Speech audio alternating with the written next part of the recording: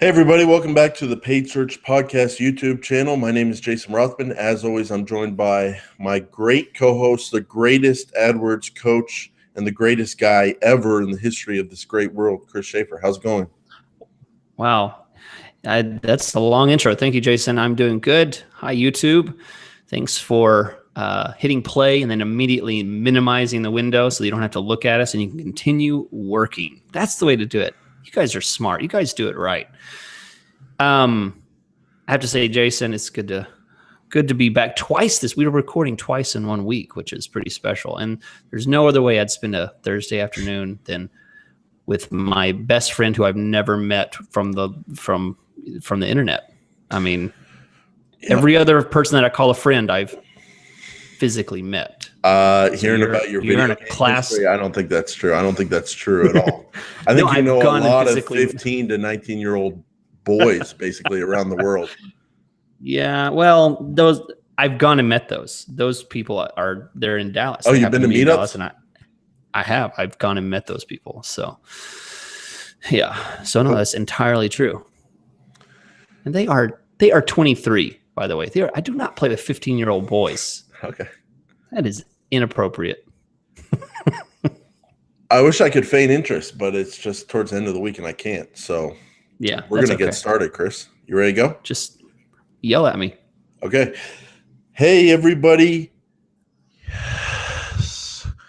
Welcome back to the Paid Search Podcast. So creepy. No. My name is Jason Rothman. As always, I'm joined by the greatest, Chris Schaefer. Chris, how's it going? We got a new podcast. I'm good. Second podcast of the week.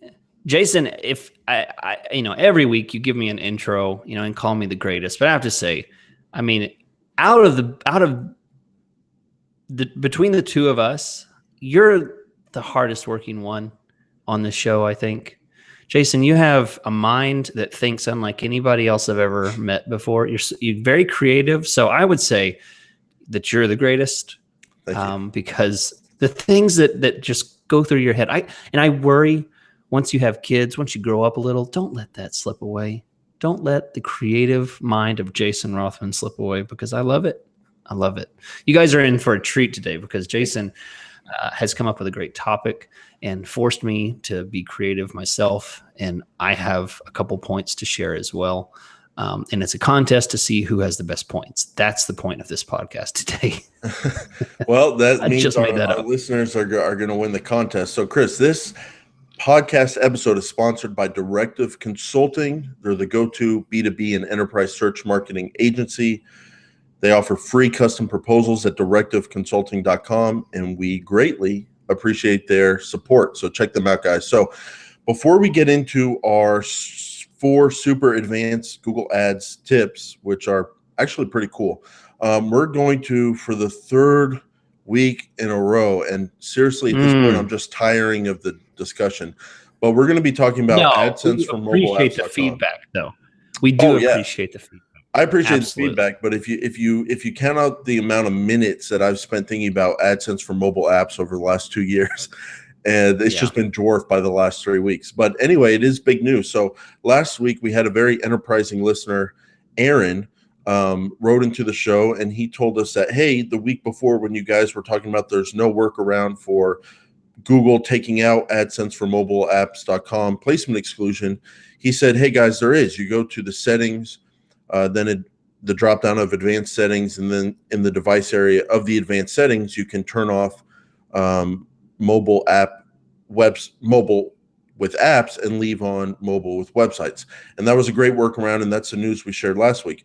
But then I was just minding my own business this week. Yeah. And a listener named Kirk from Zato, Z-A-T-O marketing.com, zatomarketing.com, he wrote in and he was like, hey guys, that is a good workaround, and we appreciate him sharing that as well. But I got bad news for you.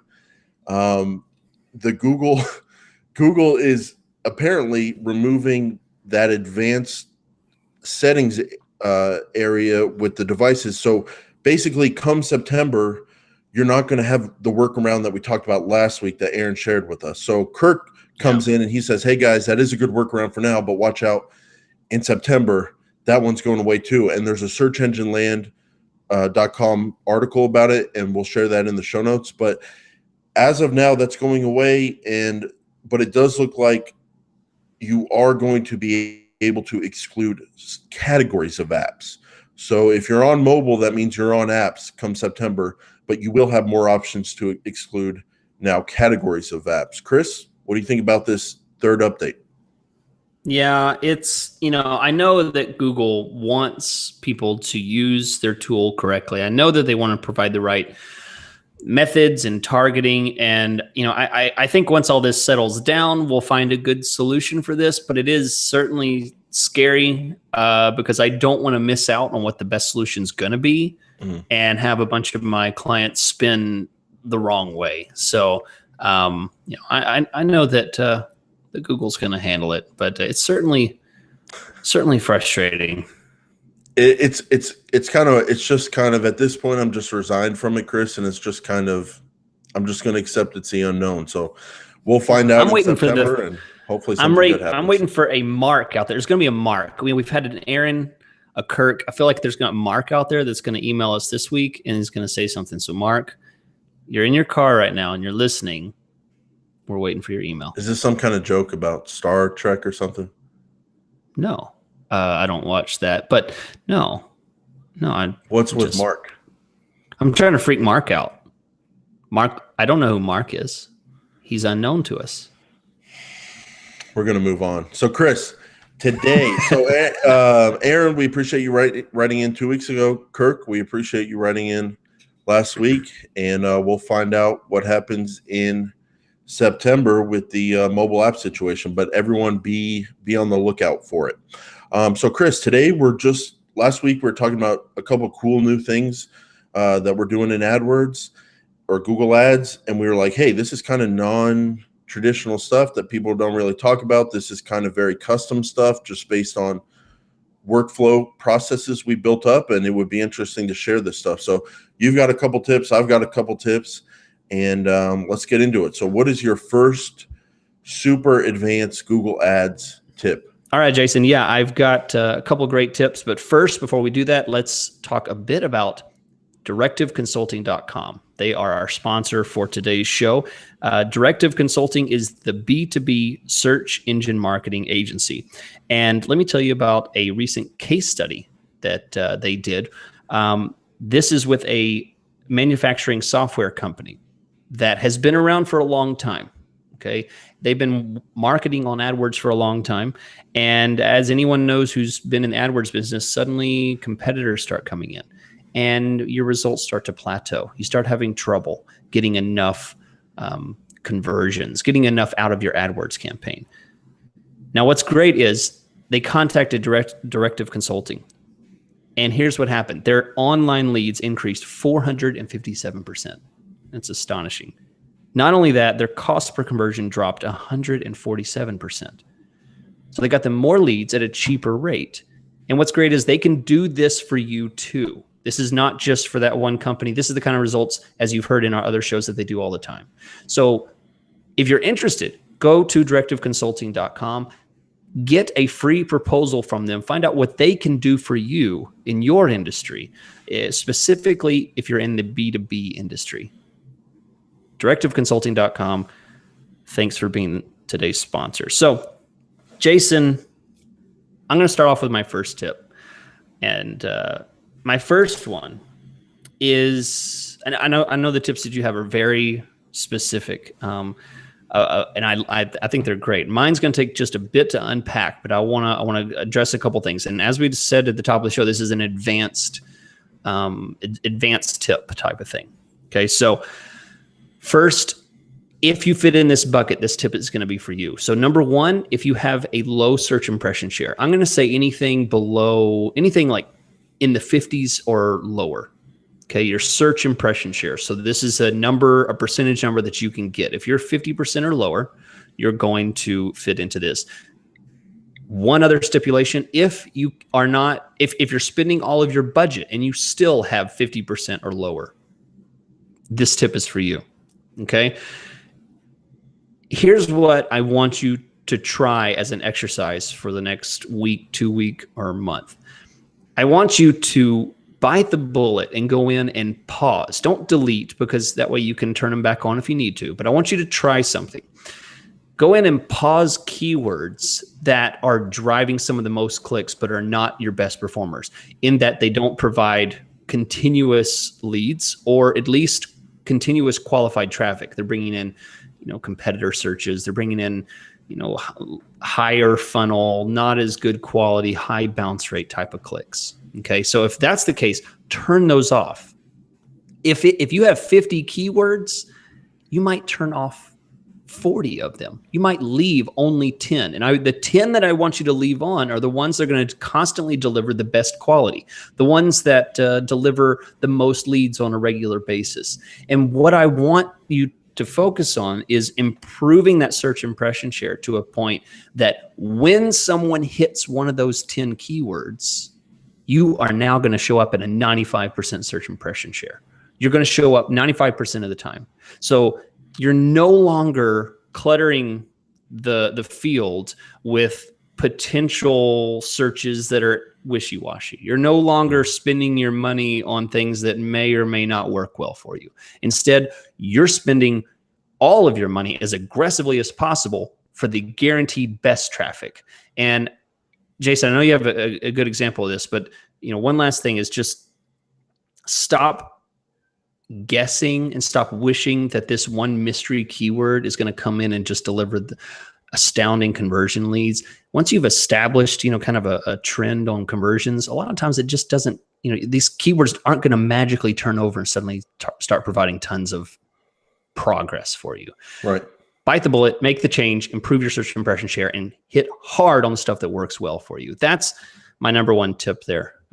Jason, what do you think? I mean, am I asking too much? Does that make sense? There's Honey, I Shrunk the Kids, and you're going to be known as Honey, I Shrunk the AdWords account, because I like where you're going here. Because one thing to point out to people is they may say, yeah, but these other more wider search keywords, they're bringing in conversions. They're bringing in leads, Chris.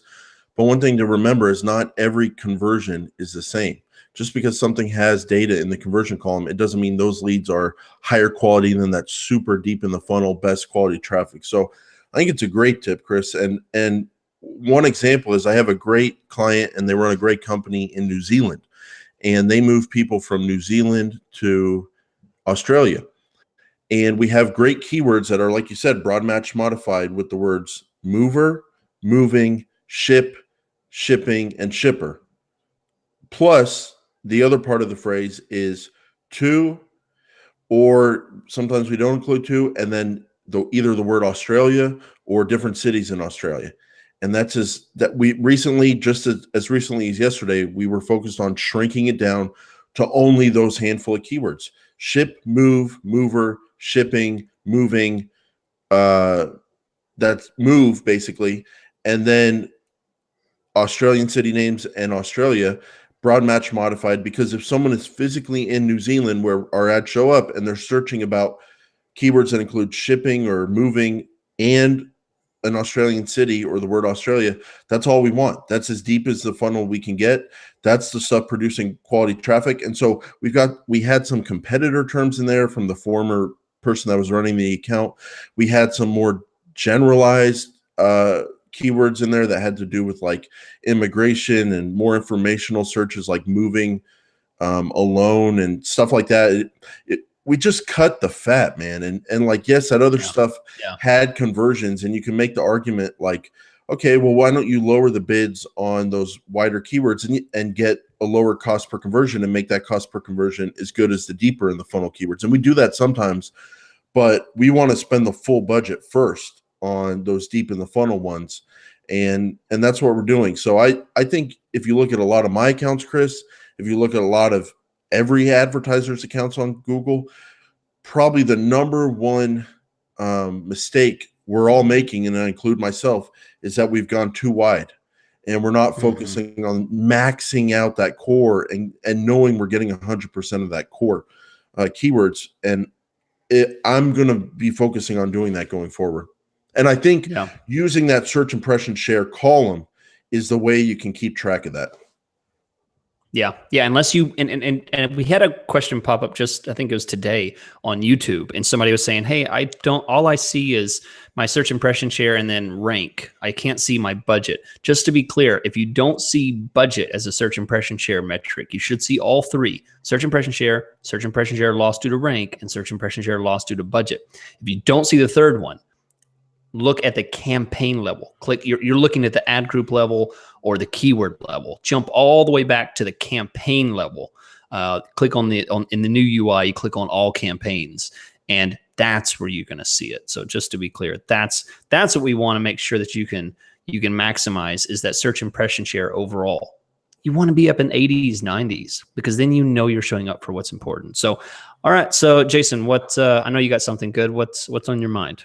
Yeah, I have a lot of conversations throughout my life where the person I'm talking to is very dumb about the thing that we're discussing, and I'm very smart about the thing we're discussing, and it's hard to communicate back and forth because a lot of times people get hung up on things that don't matter, and I'm such a we're going to die one day. I need to focus on the things that do move the needle right now, and if we're not, you're wasting my life. That's how my brain works. So the way that works with Google Ads is a lot of times people get hung up on long tail, maybe searched once a month, maybe searched once a year, maybe never searched keywords that, yes, technically I can't argue with you. We should be showing up on that search. And yes, that is what the client does. At the same time, why are we wasting our life talking about it on the phone?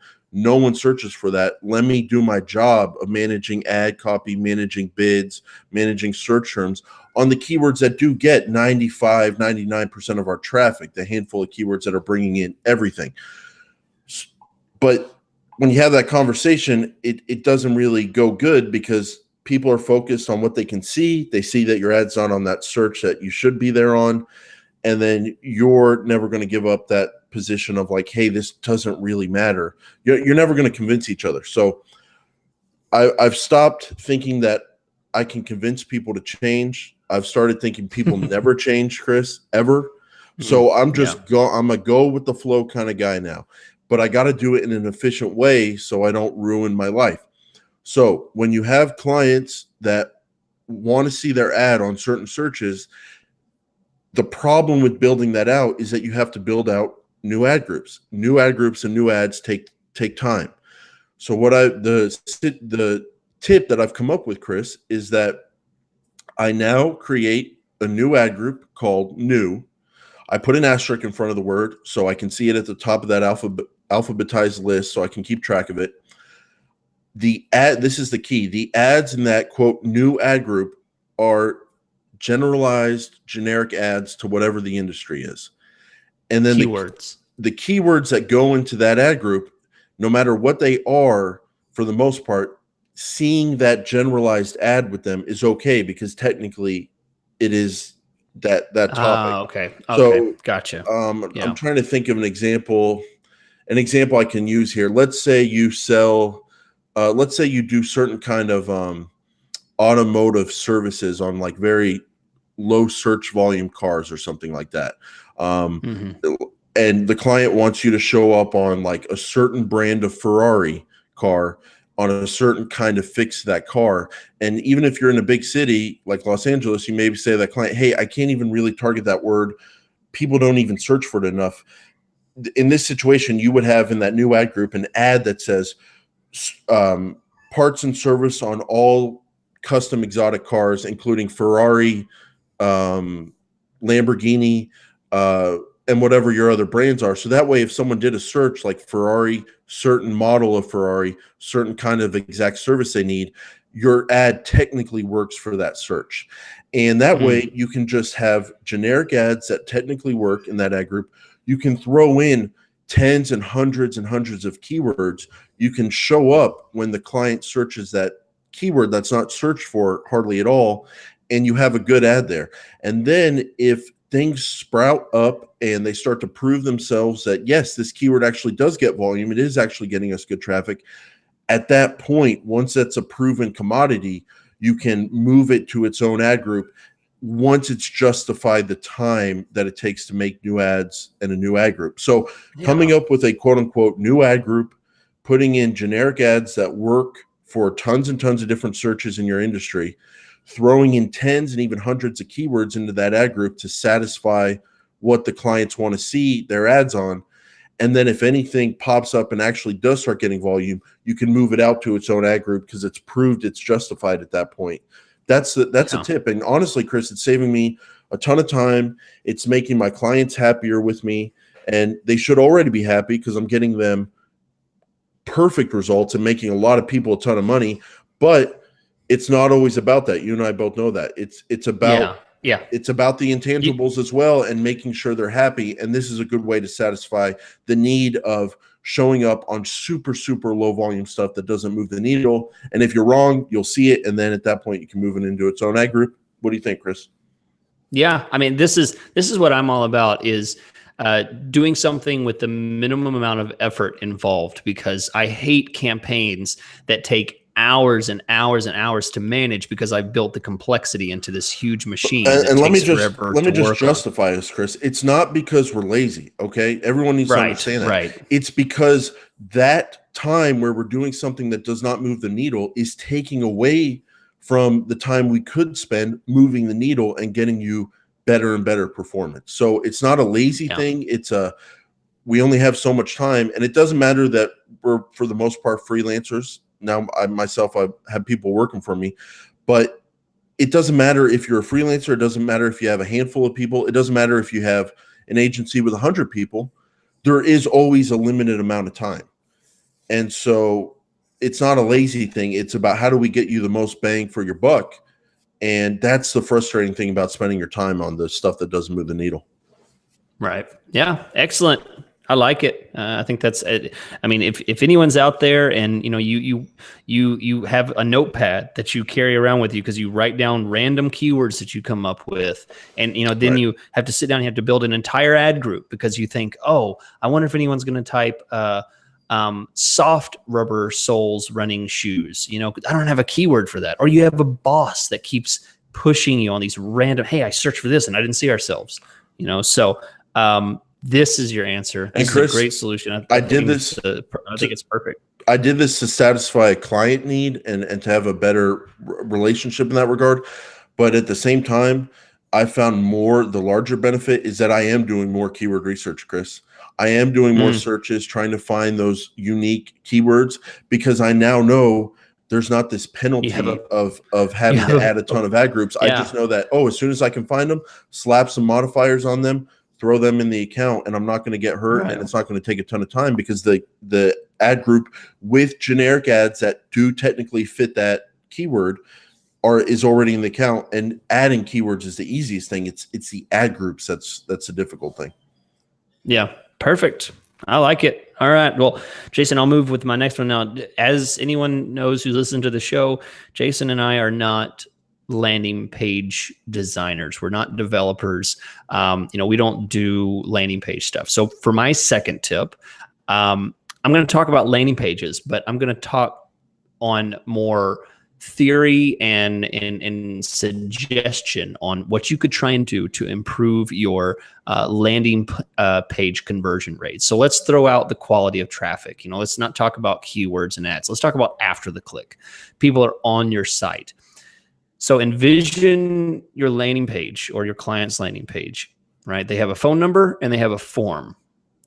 Above the form, it probably says, contact us today, or, get in touch with us. Or even get a free quote. Okay. Get a free quote. Exactly. Maybe it's even more specific. Yeah. Get a free quote. Okay. So imagine how the person feels.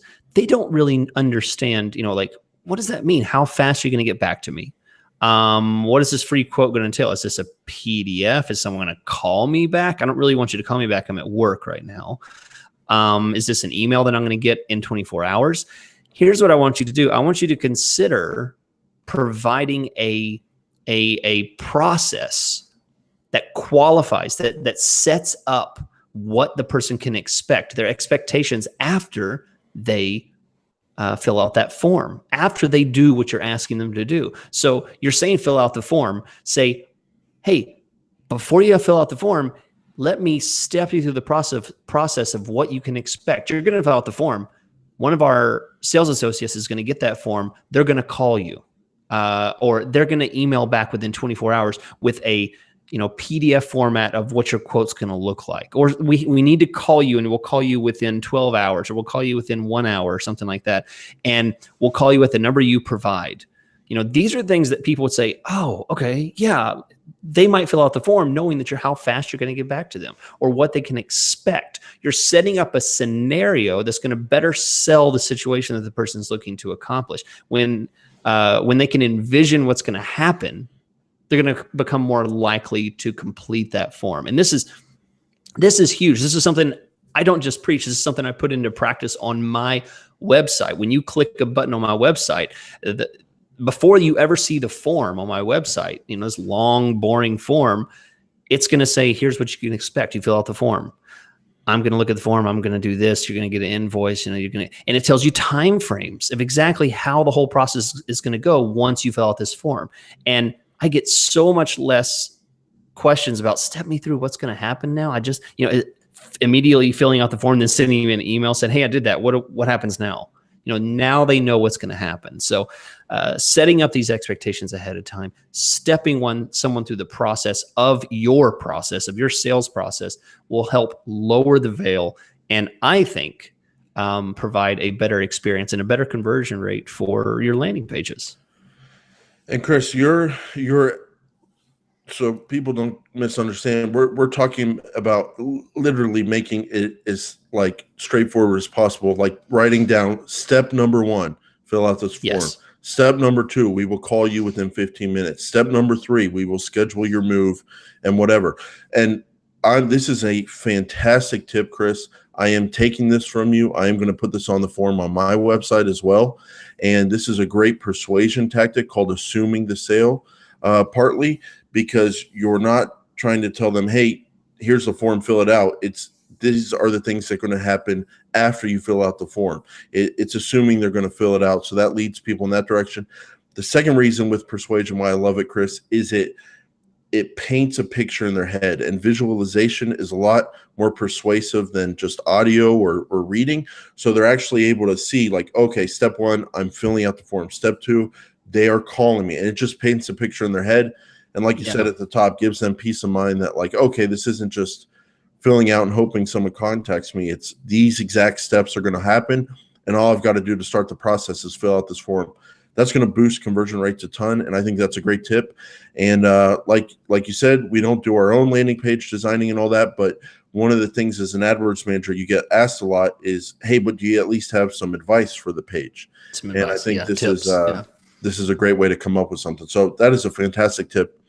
I'm going to do that myself. Now, Chris, our last tip here is to figure out how to view device level Google Analytics stats on your AdWords traffic. And we all, of course, track leads, and we all want to know how our lead tracking is doing. And in Google AdWords, we can just look at the conversion column. We can break out the data by device by segmenting it.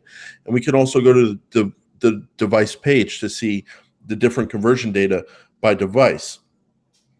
But we're not always just focused on conversion. Sometimes we're focused on softer metrics like Google Analytics data, especially on like remarketing and display campaigns. And one of the frustrating things inside of AdWords, Chris, is even if you're importing your Google Analytics data, as I understand it, you cannot get Google Analytics data like bounce rate, session duration, and pages per visit at the device level. It's not you're not able to see that. So if you segment out a campaign by device, you're not able to see Google Analytics data. And if per the device, and if you look at your devices page, you're not able to see the Google Analytics data because you can't add those columns. So what I did, Chris, is everyone can play back this part of the podcast when they're in Google Analytics. On the far left side, you go to acquisition. This is in Google Analytics. Then you go to all traffic. Then you go to source medium. And then in the center of your page, you have your data, but above the data, but below the chart, you have a little line that says primary dimension, and it's on source medium. And what you want to do is move that over to campaign, and then that'll break down your data by campaign.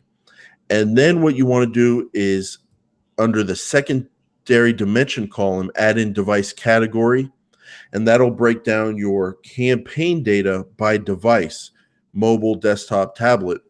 And then you've got your filter button there. So to clean things up, you can add in the name of your campaign to filter the data. So you only see your campaign and you only see your device category next to it. And Chris, one example for me is that I'm running a remarketing campaign for a certain kind of traffic that's been on my website who viewed certain kind of pages about an industry. And I've got a lot of data here. I've got over 400 clicks. It's about 60% desktop, 40% mobile. This is remarketing display. So I'm not going to get a lot of leads from it. I have gotten leads from it, but I'm not going to get a lot. It's more about making sure people are on my site, looking through my content, figuring out who I am. My bounce rate on mobile is 91%. That's not the worst thing in the world for display, but at the same time, 91% is 91%, and I don't like it. But my bounce rate is 76% for desktop, which is pretty good considering it's remarketing. Pages per session on mobile, 1.2, not very good. Desktop, 2.5, that's pretty good. And here's the big one, Chris. Average session duration is 26 seconds for mobile, which is bad, and a minute for desktop. And since I've cleaned this campaign up recently and made some more changes in AdWords, my mobile session duration is 1 second, or not 1 second. It's like somewhere between 2 and 10 seconds, which is horrible. But my desktop session duration is up to like 4 minutes, Chris. And that's incredible. My lead form submission is 1.5%.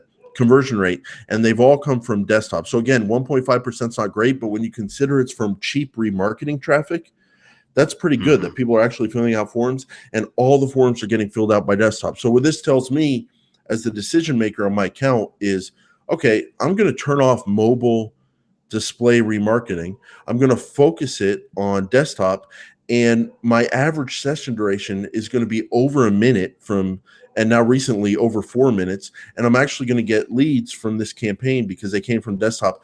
And I would not have known just how great my desktop campaign was doing versus my mobile if I had not gone into analytics and broke up the traffic this way. So you can't do it inside of AdWords to look at analytics data at the device level. You have to go through this process in analytics.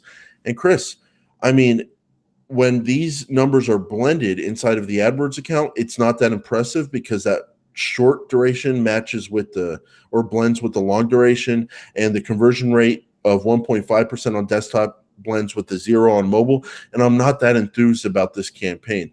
But when I look at how great desktop is on its own, that's when I know, like, oh, wow, this campaign is actually working better than I even thought. I'm going to throw more and more budget into this and get better leads and better traffic.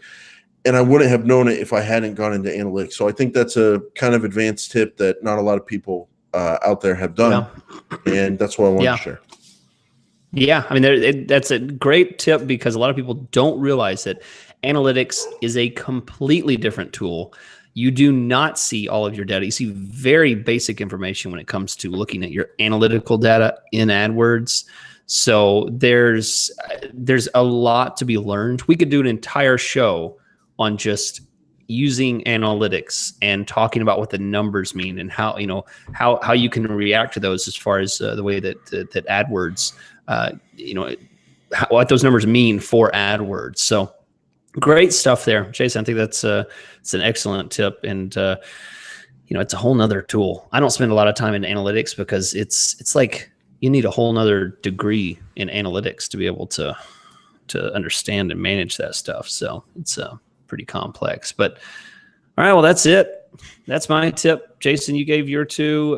Gave my two. That's I think we're getting pretty good at this. Chris, speaking of of exotic cars, you look like a guy who's going to like take his like 1950s, 1965 Chevy that he soups up like down to the drag with your black muscle shirt and your gelled up hair. You look like you're auditioning for a play. Like you look like you're auditioning for Grease Lightning. That's what you look like right now. I love to hear the situations that you place me in based on my clothing.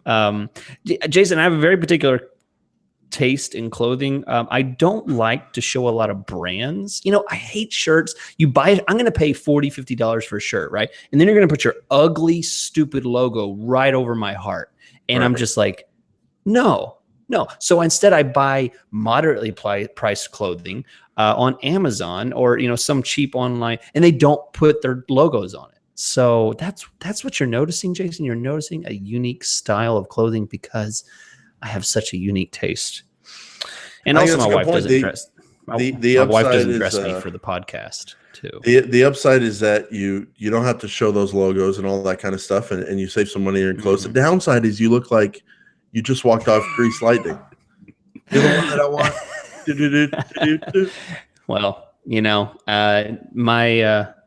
my clothing is why I know 65% of the people watch on YouTube and the rest of you listen because you don't want to see my clothes. So I appreciate the rest of you. So, all right. Anything else? Have you fully analyzed my clothing enough, Jason? Yeah, fully analyze it. And just a final tip, super advanced tip. If you want Google, if you have a custom Google AdWords question that you need help with, go to paidsearchpodcast.com, the contact page, send it in for the PPC questions and answers show, and we will answer it on that podcast. So with that said, we appreciate your guys' iTunes reviews. We appreciate you sharing the show. And without doubt, we will be back next Monday and every Monday with the next episode of the Paid Search Podcast.